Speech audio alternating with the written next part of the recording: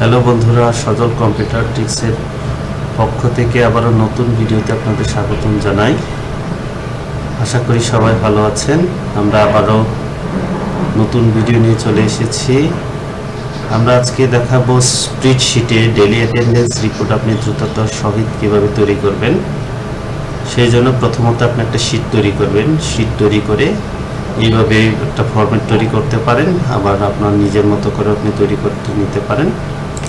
তো প্রথমত আপনারা 7 দিনের নাম লিখবেন, যেমন আমি এখানে শর্টকাটে দিয়েছি Sunday, Monday, Tuesday, Wednesday, Thursday, Friday, Saturday.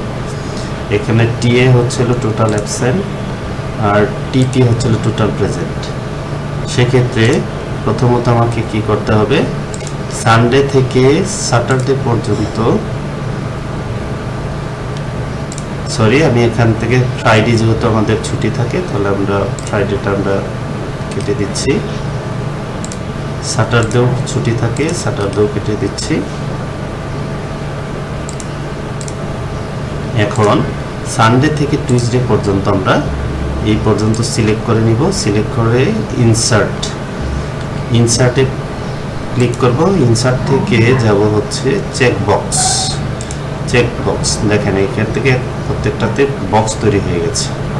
এখন আপনার কাজ করতে হবে টোটাল অ্যাবসেন্ট বের করবেন কিভাবে। সেই জন্য equal to countif first bracket,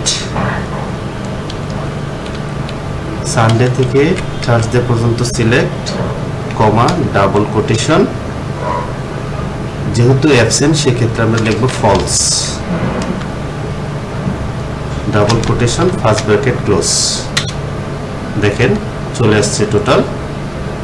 আবার টোটাল প্রেজেন্ট বের করবো কিভাবে, আবারও same formula, countif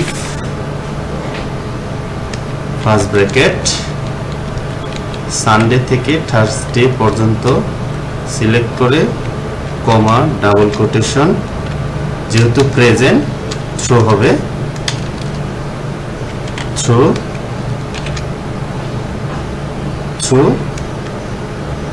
first bracket close, enter. দেখেন এই দুইটাকে সিলেক্ট করে আমি নিচ পর্যন্ত নিয়ে কন্ট্রোল ডি প্রেস করে দিব। দেখেন এখন আপনি এখান থেকে ক্লিক করেন, যদি সে প্রেজেন্ট থাকে, অ্যাবসেন্ট থাকে, প্রেজেন্ট থাকে, অ্যাবসেন্ট থাকে, প্রেজেন্ট থাকে, অ্যাবসেন্ট থাকে, প্রেজেন্ট থাকে, এইভাবে আপনি করে নিতে পারেন। দেখেন আপনার এখানে অটো শো করে। যদি আমার ভিডিওটি ভালো লেগে থাকে অবশ্যই লাইক করবেন, শেয়ার করবেন, কমেন্টস করবেন। যদি কোনো ধরনের প্রশ্ন থাকে আমি অবশ্যই প্রশ্নের উত্তর দেওয়ার চেষ্টা করব। আর নতুন ভিডিওর জন্য অবশ্যই চ্যানেলটিকে সাবস্ক্রাইব করে রাখবেন। ধন্যবাদ সবাই।